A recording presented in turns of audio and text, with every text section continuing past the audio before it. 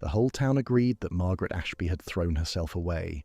She stood in the forge yard on a grey morning in the early 1812s, the hem of her one good dress gone dark with rain, watching the blacksmith lift a fallen apple cart off a carter's trapped leg as though the thing weighed nothing at all.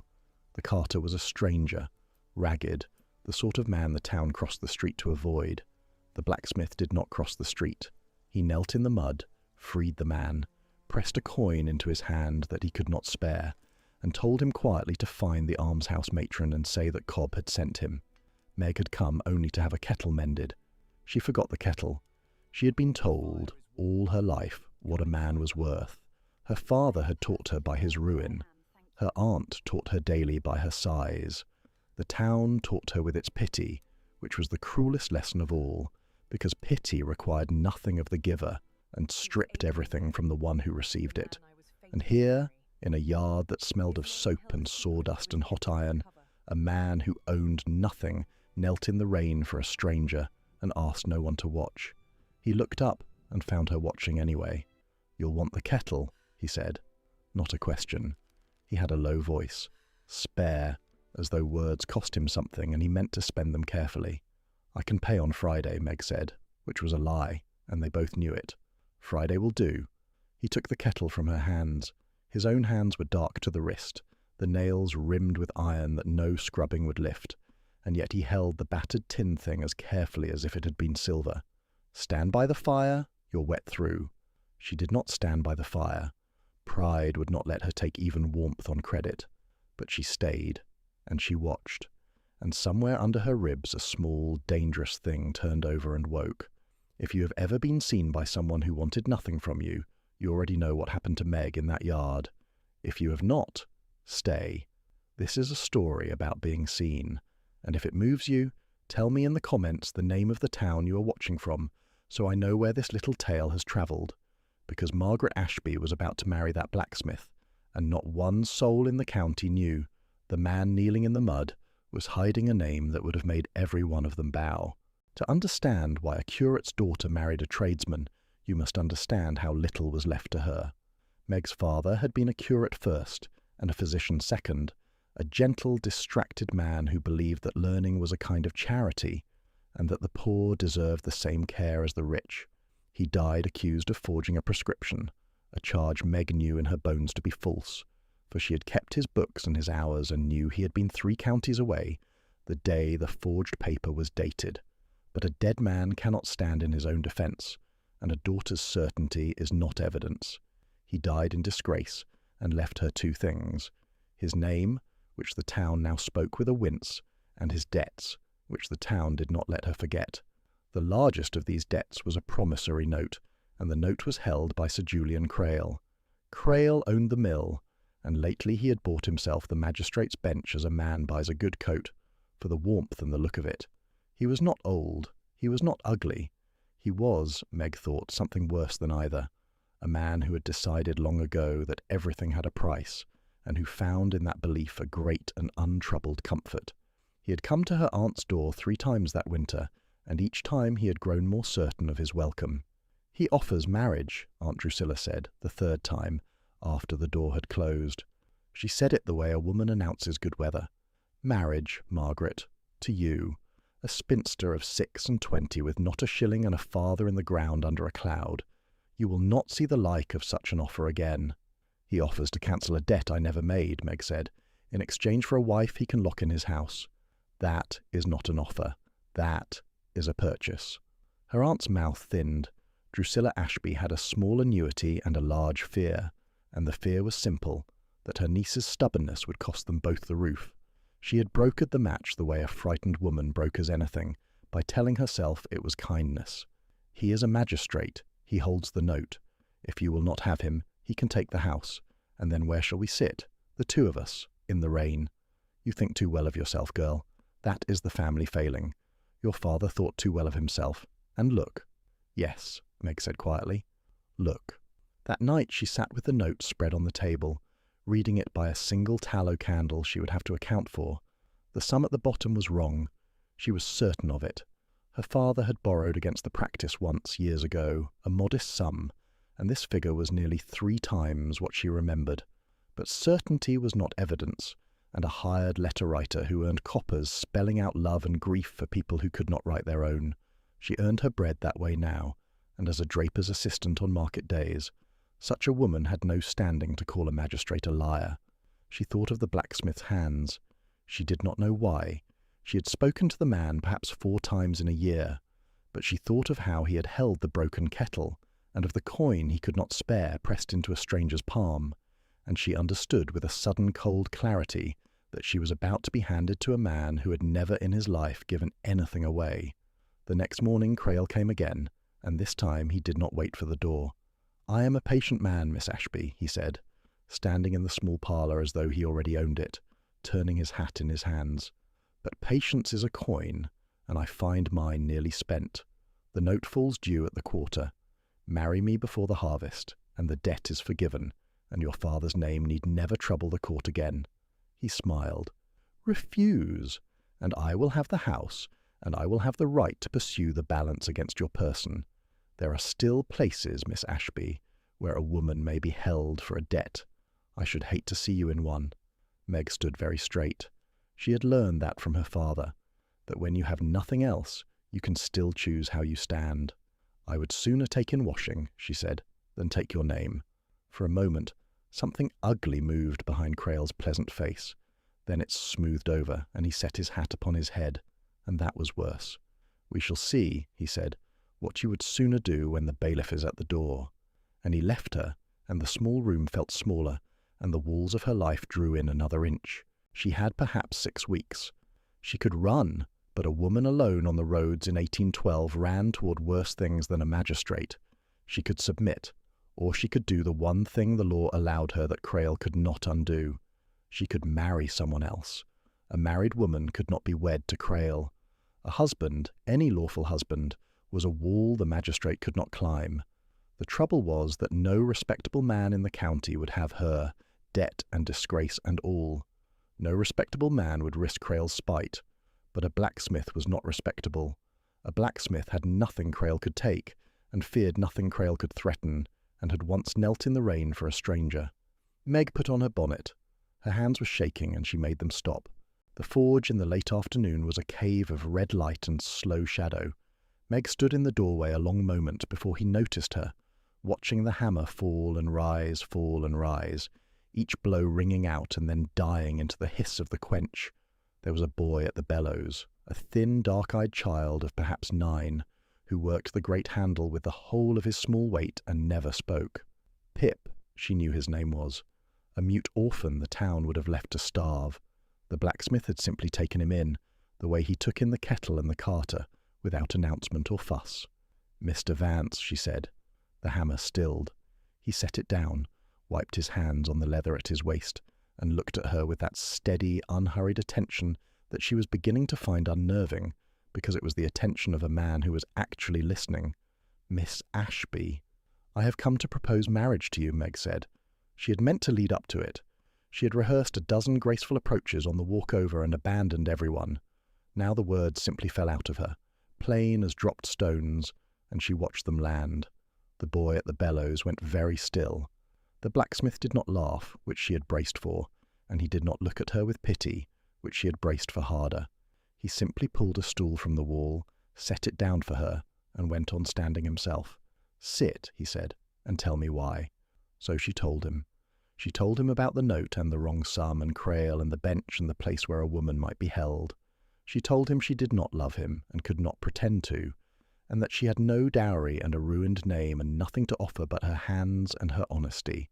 She told him she would keep his house and mend his linen, and ask nothing of him but the protection of his name, and that she would understand entirely if he showed her the door.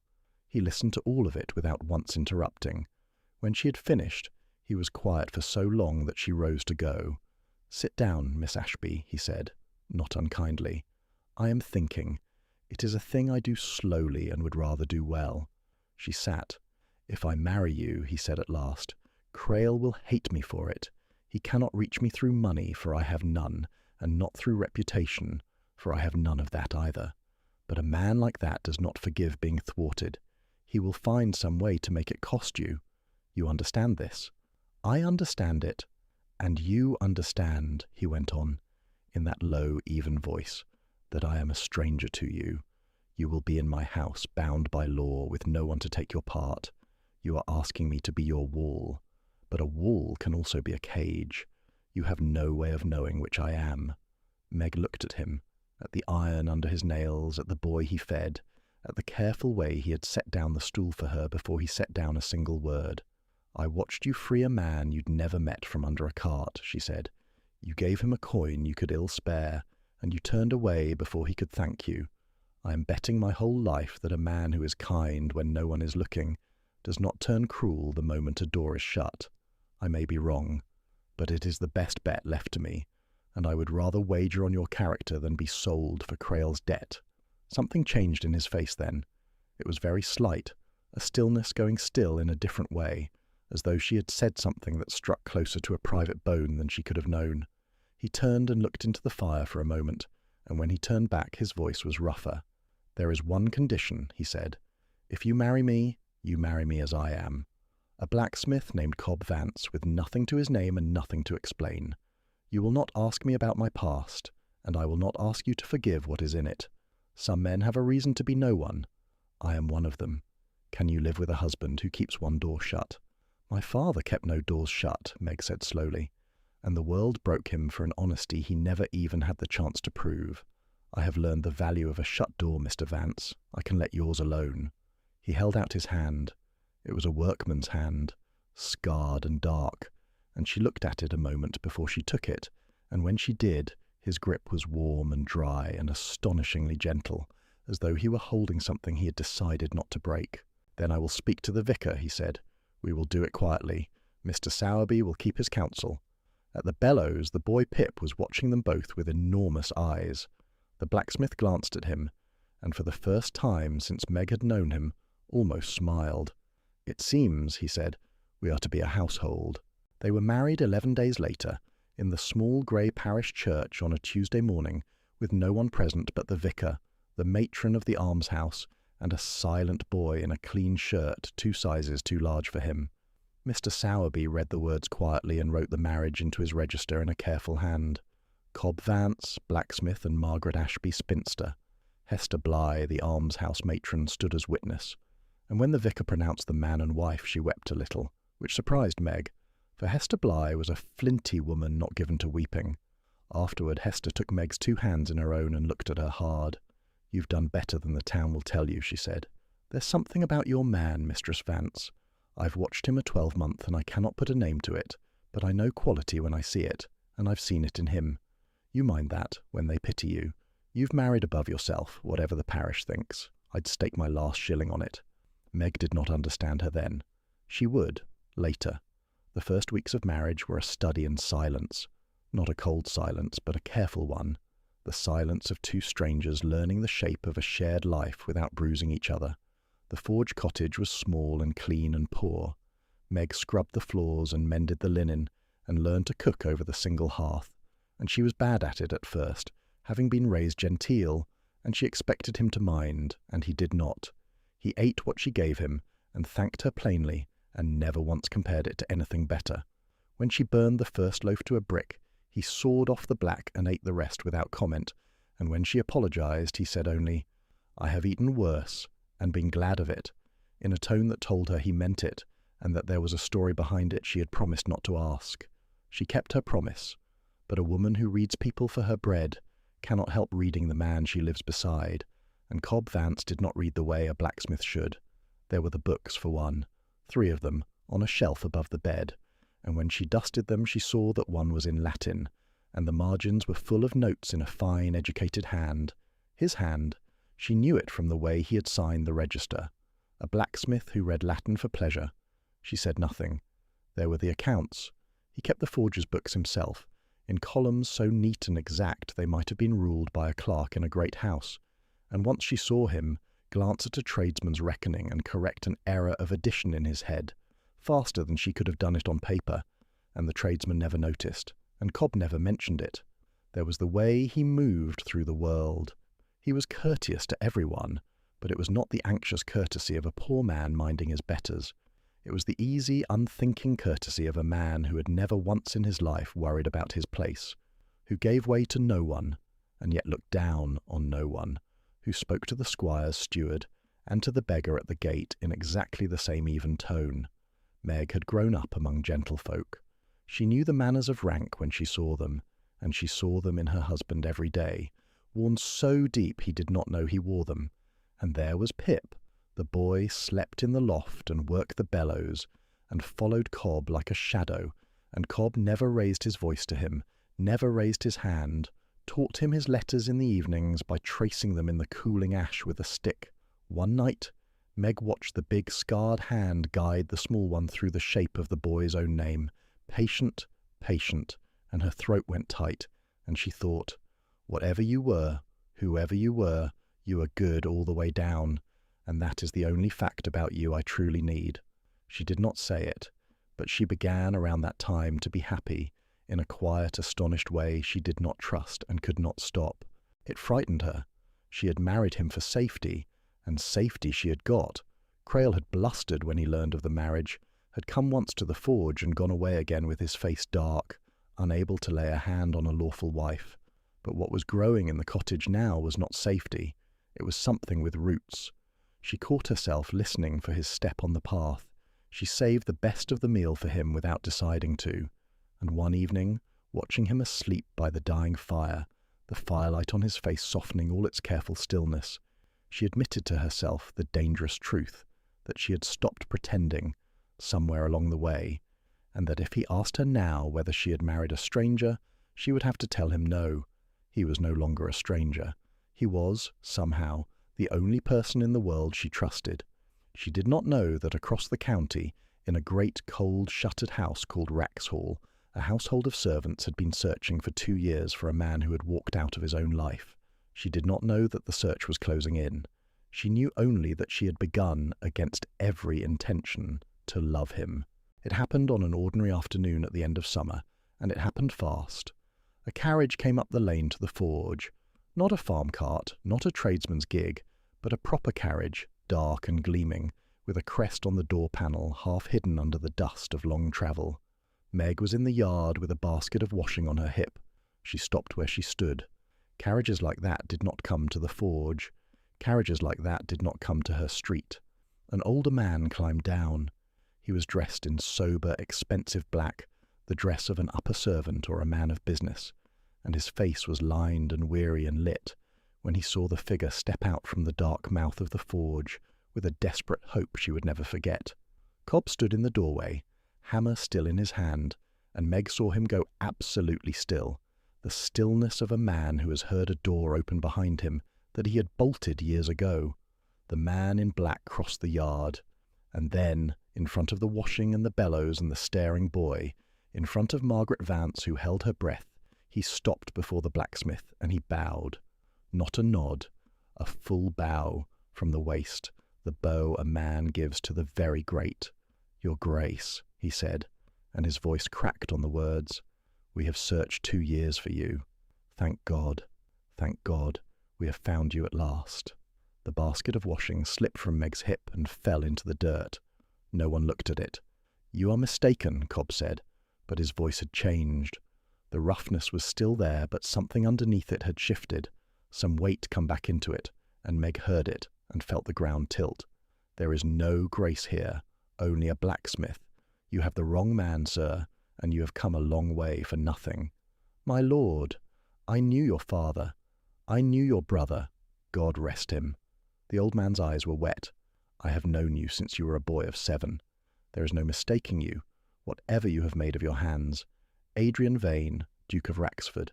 The county has mourned you for dead. Lady Honoria has aged 10 years in the searching. I beg you, come home." The silence in the yard was total. Even the boy had stopped breathing. Meg looked at her husband, at the iron under his nails and the leather at his waist and the hammer in his fist, and she watched the lie fall away from him like water off oiled cloth. Not a lie of words, for he had never told her a single false thing, but the lie of the life, the great patient lie he had asked her to let alone behind its one shut door. Adrian Vane, Duke of Wraxford. She had married a duke. He turned and looked at her. Whatever was in his own face, and there was a great deal, grief and shame and a terrible naked appeal, she could not afterward describe it, because the blood was loud in her ears and the world had gone strange and far away. She heard her own voice come out flat and small. "Is it true?" She already knew the answer. He gave it to her anyway. "It is true," Adrian said. "You let me think." Her voice was shaking now. "I came to you with nothing. I told you everything, every shameful thing, my father, the debt, the place where they hold women, all of it. I laid it all on your floor, and you sat there in your borrowed name and let me believe I had married a man as low as myself. You let me pity you. I bought you bread on credit. I apologized for burning the bread. And the whole time you were—" she could not say the word. "You lied to me." "I never lied to you." He set the hammer down very carefully as though it had become precious or dangerous. "I told you I kept one door shut. You agreed to let it alone. I did not say a single false word to you, Meg, in all our marriage, and I swear before God and Mr. Sowerby's register I never will. But yes, I let you believe I was no one. That was the whole of my hiding, and I will not pretend it cost you nothing." He took one step toward her and stopped when she stepped back. "Ask me why. You have earned that much. Ask me why I hid." And Meg, with the fallen washing in the dirt, and her whole understanding of her life coming apart in her hands, found that under the hurt there was a question she needed answered more than she needed to be angry. "Why?" she said. "Why would a duke kneel in the mud and shoe horses and let a town pity his wife?" Adrian was quiet a moment. The old servant had stepped back, giving them the yard. When the duke spoke, his voice was the plainest she had ever heard it. Stripped of everything. "My brother drowned," he said. "The title came to me overnight, and I did not want it, and that did not matter. What mattered was that the moment it came, the whole world changed its face toward me. A woman who had not looked at me in 5 years wanted to marry me by the end of the month. Men who had cut me bowed. Every honour, every smile, every kindness I knew was struck false, counterfeit, all of it, paid out to the coronet and not the man. I could not tell a true word from a forged one any more, so I walked away. I wanted one soul in this world to know me before they knew the rest, to choose me for nothing, for a blacksmith with iron under his nails and no name worth having." He looked at her, and his composure finally broke, just at the edges. "And then you walked into my yard and bet your whole life on my character. You said you would rather wager on the man than be sold. Do you understand what that was to me? You handed me the one true coin I had been given in 2 years. I could not bring myself to spoil it by telling you it would one day be worth a duchy." The boy Pip had crept to Meg's side and slipped his small hand into hers. She held it without looking down. She did not forgive him in that moment. The hurt was too fresh and too real, and she was not a woman who lied to herself about her own heart. But standing in the wreck of the afternoon, she understood, slowly, the way he did everything, that the man before her was the same man who had freed the carter and fed the boy and eaten her burnt bread without a word. The name had changed. The hands had not. And it came to her, with the force of a stone dropped into still water, that the only thing she had ever actually married was the man, and that the man was standing in front of her, unchanged, asking to be known. "I need," she said carefully, "to think. I cannot do my thinking with that carriage in the yard and a stranger calling you your grace." "Of course," Adrian said. "But I will tell you one thing now, Adrian Vane, so that you do not spend the night fearing the wrong fear." She made herself meet his eyes. "I am not angry that you are a duke. I am angry that you carried this alone when you had a wife who would have carried it with you. Those are different angers. Remember that they are different." And she picked the boy up onto her hip, washing and all, and carried him into the cottage and shut the door, not to keep her husband out, but because she needed, for 1 hour, a room small enough to think in. Wraxhall, when she finally consented to see it, was the coldest, beautiful thing Meg had ever stood inside. It rose out of its overgrown park in honey-coloured stone, vast and silent, every window shuttered. The fountain stood dry. The house did not feel like a home that waited. It felt like a held breath, a place that had stopped its own heart the day its master walked away, and had not started it again. The servants who remained, too few, unpaid for months, kept on by loyalty alone, wept openly when Adrian walked through the door in his own coat, with the iron still under his nails. The old steward, the man who had found him, could not speak at all. And at the top of the great staircase, leaning on a cane, stood a tiny, upright old woman with eyes like a hawk's. Lady Honoria Vane, Adrian's great-aunt, descended the stairs one careful step at a time, and stopped before Meg, and looked her up and down, the worn dress, the chapped hands, the spine that would not bend. "So," said Lady Honoria, "you are the woman who married my great-nephew when he was nothing at all." "I am," Meg said. She did not curtsy. She did not quite know why. Only that she would not begin this acquaintance by pretending to be smaller than she was. The old woman's eyes glittered. "They will say you trapped him. A penniless spinster with a ruined father, snaring a duke. The county will be very sure of it." "The county may say what it likes," Meg said. "When I married him I believed he had nothing, and I married him anyway, before God and a vicar and the almshouse matron. I cannot help what he turned out to be. If they wish to call a woman mercenary for marrying a poor blacksmith, they are welcome to the puzzle of it."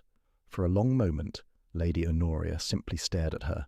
Then she laughed, a short, surprised, delighted bark of a laugh that seemed to shake loose 2 years of dust. "Oh," she said, "oh, you will do. You will do very well." She rapped her cane on the marble.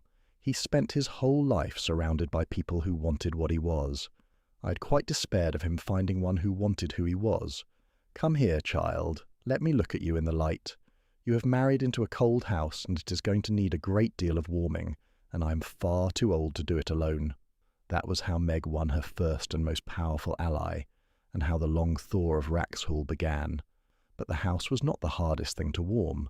The hardest thing was the man. For Adrian, returned to his rank, was not happier. He was quieter, heavier, like a man who had put back on a coat of stone. He walked the cold corridors of his childhood, and Meg watched the weight of the title settle over him again. The counterfeit world he had fled, rushing back the moment his name was known.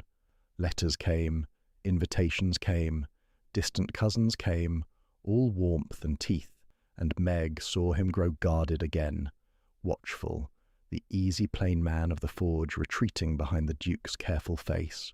She found him one evening in the library, the one room of the house that was lit and lived in, sitting in the dark before a cold grate, with one of his 3 blacksmith's books open and unread in his lap. "You hate it here," she said. It was not a question. She had caught his habit. "I hate what I become here," he said. "At the forge I knew what every smile meant. Here I am counting the false coins again. They have begun already, Meg. The cousins, the suitors' mothers, the men who cut my brother and now call me their dearest friend. 2 years I was free of it. I can feel it closing back over my head like water." Meg crossed the dark room and knelt by his chair, the way he had once knelt in the mud for a stranger, though neither of them remarked it. "Then you will need someone beside you who knows the difference," she said. "I have spent my whole life among people who pitied me and called it kindness. I know a counterfeit smile at 40 paces, Adrian.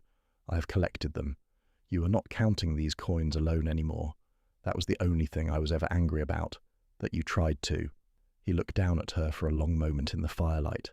Then he set the book aside and took both her chapped hands in his scarred ones, exactly as he had in the forge the day she proposed, gentle, as though holding something he had decided not to break. "I should have told you," he said, "from the first night. I have lain awake every night since regretting that I did not."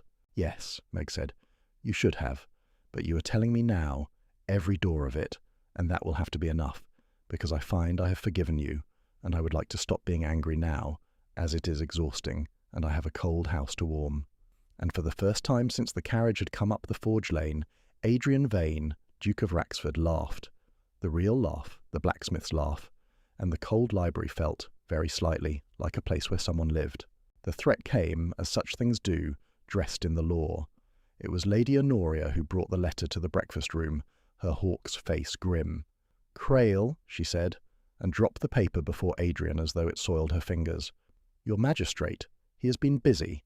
Sir Julian Crail, it transpired, had not been idle in the weeks since a duke had appeared where his intended bride's blacksmith husband used to be. A man of his cunning did not rage, he calculated, and he had found, he believed, a crack to drive his wedge into. The petition he had lodged was a clever, poisonous thing. He asserted, through a lawyer, all proper, all stamped, that the marriage of Margaret Ashby was void, or ought to be voided, on the grounds of fraud, that she had been wed to a man calling himself Cobb Vance, Blacksmith, a person who did not legally exist, an alias, a false name knowingly entered into the parish register. A marriage solemnized under a false name, he argued, was no marriage at all, and if the marriage fell, then Margaret Ashby was a spinster still, and her father's debt was still hers to answer, and the note, and her person, fell once more under the magistrate's hand. "He cannot," Meg said, but her voice had gone thin. "We were married in good faith. The vicar. He can make us spend a year and a fortune proving it," Adrian said. He had read the petition twice, his face very still, the Duke and the blacksmith both present in it at once. "And he means to do it publicly. Look, he has had it cried about the county. He has framed it as a great scandal, the disgraced spinster who entrapped a duke under a false marriage. He cannot win the law, I think, but he means to win the county. He means to make you a byword, Meg, and shame us into a quiet settlement, or shame the courts into siding with a respectable magistrate against a fallen woman and a duke who shod horses for 2 years like a madman." He set the paper down. "He is cleverer than I gave him credit for. He has chosen the one battlefield where rank alone will not save us. He has chosen opinion. Then we must fight him on it," said Lady Honoria. "And there is exactly one place to do it." Her cane came down. "The Harvest Assembly. The whole county will be there, every family that matters, gathered in the assembly rooms in their finery. It is in a fortnight. We will go, all 3 of us, the Duke of Wraxford, returned from the dead, and his Duchess." She fixed Meg with her glittering eye. "You will walk in on his arm in front of every soul who ever pitied you. Crail will not be able to resist. A man like that always overplays his hand before an audience, and when he does, we will be ready for him. It is a great risk," Adrian said slowly. "If it goes wrong, it goes wrong in front of everyone. Everything you have ever cared about," his great-aunt said, "you have done in front of no one. The kindnesses no one watched, the marriage with 3 witnesses, the grief you carried alone. That is precisely how Crail has been able to make a lie of your life, because you left no witnesses to the truth of it. Well, it is time to be seen, great-nephew, both of you, in the full and terrible light." That night, Meg and Adrian walked the cold gravel of the overgrown drive in the dark, and she told him what she had not yet told anyone. "The sum on the note is wrong," she said. "I have been certain of it for a year, and could prove nothing, because who would believe a draper's assistant against a magistrate? But you have a duke's solicitor now, Adrian. You have men who can demand to see the original instrument. My father borrowed a modest sum, years ago, and what stands on that note is near 3 times it. Crail did not only call in a debt, I think he forged the size of it. I think there is an addendum in another hand." Adrian stopped walking. In the dark, she felt him go very still, and then very alert, the stillness of the man who corrected sums in his head and read Latin in the margins. "If that is true," he said quietly, "then he has not merely overreached, he has handed us the rope." He took her hand. "We will not only break his claim, Meg. We will break him. Paper trumps power. He built his whole life on a forged figure and a stolen bench. We will undo it with the truth, in front of the very county he means to turn against you. Will you stand up in that room beside me? Knowing what I am now, every cold inch of it, will you choose this fight and choose me, where they can all see? I have already chosen you twice," Meg said. "Once when you had nothing, and once when I learned you had everything. A 3rd time in a ballroom will be no hardship at all." She tightened her hand in his. "We will face them together." The assembly rooms blazed with light, and the whole county had come. Meg heard it before she saw it. The swell of fiddles, the roar of 200 voices, the great warm muffled din of the gentry at their pleasure, like a sound heard from the bottom of a well. Then the doors opened, and the steward's voice rang out across the room. "His Grace the Duke of Wraxford, Her Grace the Duchess." The fiddles faltered. The roar dropped to a hiss of whispers, and then to nothing at all. 200 faces turned, and Margaret Ashby, Margaret Vane, the spinster they had pitied, the debtor's daughter, the woman who had thrown herself away on a blacksmith, walked into the brightest room in the county on the arm of a duke. She wore deep green silk that Lady Honoria had ordered for her, and the Wraxford pearls at her throat, and she held her head exactly as her father had taught her. When you have nothing else, you can still choose how you stand. She had everything now, and she stood the same way. They had not crossed half the floor before Crail came at them. He came smiling, of course, the lawyer at his shoulder, his voice pitched to carry to every listening ear. "Your Grace," he said, with a bow that was an insult folded into a courtesy, "how the county rejoices at your return, though I confess I am surprised to see you parade this lady. Surely your Grace has been advised that the marriage is in grave doubt? A union solemnized under a false name, Cobb Vance, a person who never existed, is no marriage in the eyes of the law. This woman is not your wife, sir. She is a debtor and a spinster, and her father's note falls due to me. I had hoped to spare you the public knowledge of how thoroughly you have been deceived." The whispers rose like wind in dry grass. Meg felt every eye in the room. She did not look down. It was Adrian who spoke, and when he did, his voice was not loud, but it carried to the farthest wall, because it was the voice of a man who had never once in his life worried about his place.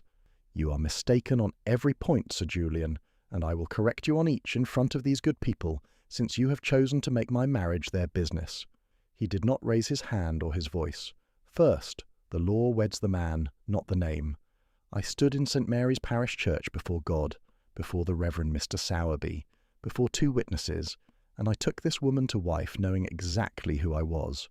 The name on the register is the name I lived under, freely chosen. No fraud upon her, for she believed it as truly as I did. The marriage is sound. My solicitor has the vicar's sworn statement and the original register entry, and 3 of the finest men of law in London will tell you the same. A marriage in good faith holds. You will not void it. You have wasted the county's harvest morning." He let that settle. Then his voice changed, went quieter, harder, the blacksmith's hammer in it. "Second, you speak of debt. Let us speak of debt." He raised one hand, and from the edge of the crowd a sober man in black came forward, the ducal solicitor with a leather case. "This is my man of business.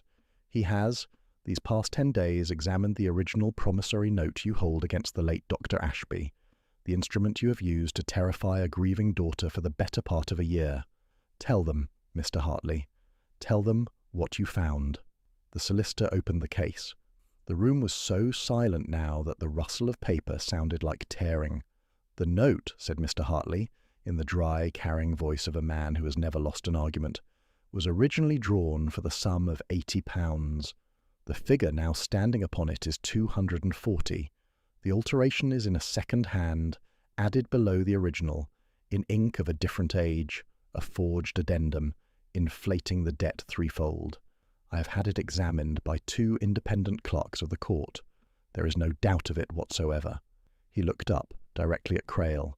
"The man who altered this note committed forgery, sir, and forgery, as this company will know, is a hanging matter. It is also," a thin, terrible pause, "rather an awkward crime in a man who sits upon the magistrate's bench sworn to try it in others." The silence broke. It broke like ice on a river, all at once, in a great rushing murmur of 200 scandalized voices. Crail's face had gone the colour of tallow. The lawyer at his shoulder had taken one step away from him, and then another, the way men step back from something about to fall. And Adrian Vane delivered the last blow softly, almost gently, as a man finishing work he has done carefully. "Dr. Ashby was accused of forging a prescription," he said, "and died in disgrace for it, and his daughter has carried that shame on her back ever since. I think this room may now wish to ask itself who in this county had the skill and the will to forge a man's name to ruin him. I do not say it was you, Sir Julian. I say only that the magistracy will be examining your papers very closely indeed, and that I, as the principal landowner of this county, will be writing this very night to the Lord Lieutenant to request that you be relieved of the bench until the matter is resolved. You came here to make my wife a byword. Instead, you have shown the county a forger's hand. Good evening to you." For one moment, Crail stood frozen, a man watching his whole edifice come down. Then he turned and walked out through a crowd that drew back from him on every side, and not one voice in the assembly rooms wished him well, and the great doors closed behind him, and that was the end of Sir Julian Crail in the county of his birth. Into the ringing silence Meg stepped forward. She had not planned to speak, but 200 faces were turned to her, the same faces that had pitied her, that had whispered that she threw herself away, that had been so very sure they knew her worth, and she found she had something to say to them. "You called me a spinster," she said, and her quiet voice carried in the hush. "You pitied me for loving a blacksmith. Many of you were kind enough to tell me to my face that I had thrown myself away." She let it land. "I married a man with iron under his nails who mended the almshouse roof for nothing and fed an orphan no one else would feed. I did not know he was a duke. I would have married him if he had been a duke or a beggar, because I married the man, and the man is the same in this fine room as he was in the forge." She turned and looked at Adrian, and her voice softened. "I married a blacksmith with iron under his nails. I will not blush to find a duke beneath it." And Adrian Vane, before the whole assembled county, took his wife's face in his 2 scarred hands and kissed her, the first true kiss of their whole strange marriage, given and returned in the brightest room in Yorkshire, before everyone who had ever doubted her. "My wife," he said, low, just for her, though the room heard it sigh. "Chosen twice already. Choose me as often as you like. I shall never tire of being known." Somewhere a single pair of hands began to clap, and then another, and then the whole great room of them, the fiddles striking up again, and Lady Honoria at the edge of it all wept without shame and called it dust in her eye, and dared anyone to say otherwise. 1 year later, the windows of Wraxhall stood thrown open to the autumn sun, and the house was loud. It was loud with music, for there was a harvest feast on the lawns and a fiddler under the great oak, and loud with the voices of the almshouse children who had been brought up the long drive in a wagon to eat cake on a duke's grass. The fountains ran again. The conservatory, replanted under Meg's hand, was green and breathing. The honey-coloured stone caught the last of the sun and held it, and the house that had stood for 2 years like a held breath had let that breath go, and lived. On a stone at the edge of the lawn sat the almshouse, not the old one but the new, rebuilt and endowed in perpetuity, with a fresh-cut name above its door, the Ashby Almshouse. For the truth of the forged note had unravelled the whole of Crail's long mischief, and the ducal solicitor, pulling that single thread, had pulled loose the other, that the prescription Dr. Ashby was hanged in reputation for had been forged by the same hand, in the same ink, to ruin a gentle physician who had once refused to falsify a record for a powerful man. Margaret's father was cleared. The county that had spoken his name with a wince now spoke it on the door of a charity, and a curate physician who had believed that the poor deserved the same care as the rich had his memory mended at last.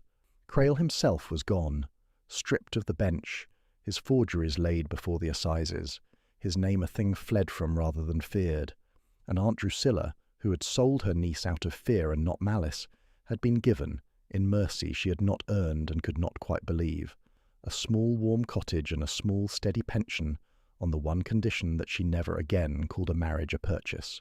She wrote Meg careful, chastened letters now, and Meg answered them kindly, for she had learned from her husband that there is a difference between justice and cruelty, and that a strong hand may choose to be gentle.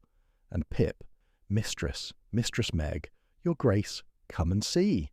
The boy came pelting across the lawn, all elbows and joy, shouting at the very top of a voice he had not had a year ago.